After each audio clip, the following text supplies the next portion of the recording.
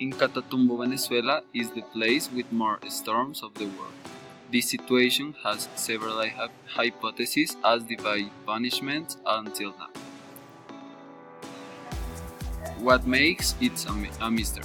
In Catatumbo, Venezuela, every night between August and November must appear an electric storm, but may not sound equal, normally sound low.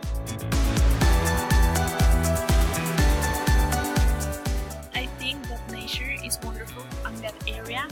There is specifically a greater degree of electricity that could produce this natural phenomenon.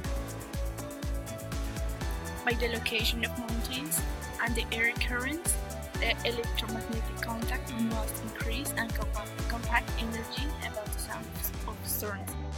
Might be that these storms occur very high and the sound do not reach.